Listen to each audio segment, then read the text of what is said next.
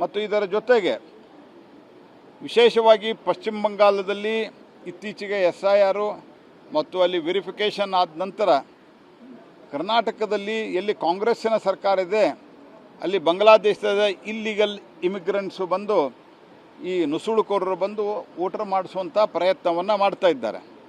ಅನೇಕ ಕಡೆ DCಗಳ ಸ್ಟೇಟ್ಮೆಂಟ್ ಇದೆ.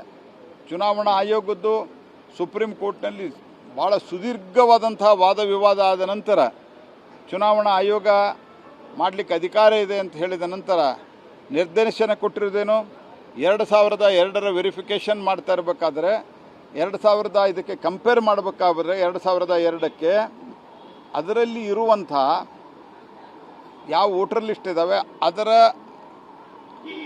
ಮುಂದೆ ಬಾರದ ಭಾಗವಾಗಿ ಅದಾದರೆ ಎಂಟ್ರಿ ಆಗಿದ್ದರೆ ಅಪ್ಪ ಅಮ್ಮ ಇಲ್ಲ ಅಜ್ಜ ಅಜ್ಜಿ ಇವರು ಮಾತ್ರ ರಿಲೇಷನ್ ಅಂತ ಕನ್ಸಿಡರ್ ಆಗಬೇಕಂತ ಸ್ಟೇಟ್ಮೆಂಟ್ DCಗಳು ಕೊಟ್ಟಿದ್ದಾರೆ. ಅನೇಕ ಕಡೆ ಸಂಬಂಧಿಕರು ಆಗ್ಬೋದು ಅಂತ. ಸಂಬಂಧಿಕರು ಆಗ್ಬೋದು ಅರ್ಥ ಏನು?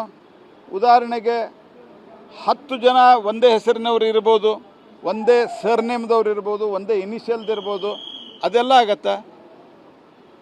ಅಥವಾ 10 ಜನ ಮುಲ್ಲಾ ಅಂತಿರ್ಬೋದು, ನದಾಫ್ ಅಂತಿರ್ಬೋದು, ಅದಾಗತ್ತಾ?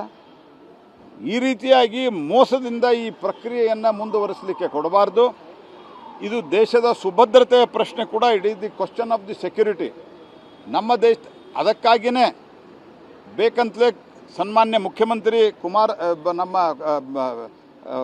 ಶಿವಕುಮಾರ್ ಅವರು ಬೇಕಂತಲೇ ಯಾರ್ದು SIRದಲ್ಲಿ ತೆಗೆದು ಹಾಕ್ತಾರೆ ಅವರಿಗೆ ಗ್ಯಾರಂಟಿ ಕೊಡೋದಿಲ್ಲ ಅಂತ ಹೇಳಿದ್ದಾರೆ. ಇದ್ರ ಉದ್ದೇಶ ಏನು ನಿಮ್ಮದು?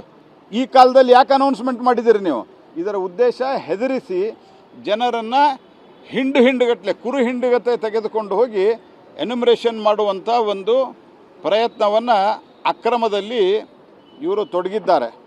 ಹಾಗಾಗಿ ಇದರ ಜೊತೆಗೆ BBMPಯ ಏರಿಯಾದಲ್ಲಿ ಕೆಲವು ಆಯ್ದ ವಾರ್ಡುಗಳಲ್ಲಿ ಆಯ್ದ ಬೂತುಗಳಲ್ಲಿ ಇವರು ಪ್ರತ್ಯೇಕವಾದಂಥ SIR ಮಾಡ್ತಾ ಇದ್ದಾರೆ. ಕಾನ್ಸ್ಟಿಟ್ಯೂಷನಲ್ಲಿ ಇವರಿಗೆ ಅಧಿಕಾರವೇ ಇಲ್ಲ.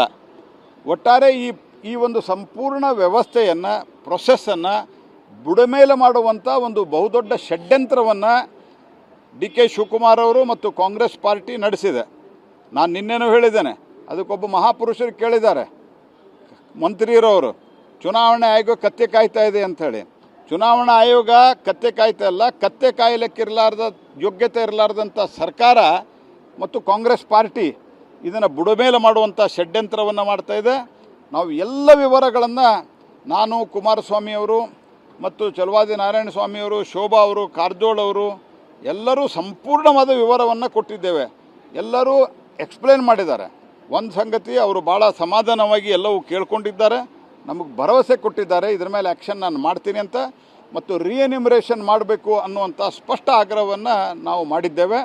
ಅದಕ್ಕೆ ಅವರು ಪರಿಶೀಲನೆ ಮಾಡ್ತೀನಿ ಅಂತ ಹೇಳಿದ್ದಾರೆ. ಇಲ್ಲಾಂದರೆ ನಾನು, ಕುಮಾರಸ್ವಾಮಿಯವರು, ಇನ್ನು ಕೆಲವು ಪ್ರಮುಖರು ನಾಳೆ ನಾವು ಚೀಫ್ ಎಲೆಕ್ಷನ್ ಕಮಿಷನರ್ ಭೇಟಿ ಮಾಡ್ತೇವೆ ಡೆಲ್ಲಿಯಲ್ಲಿ.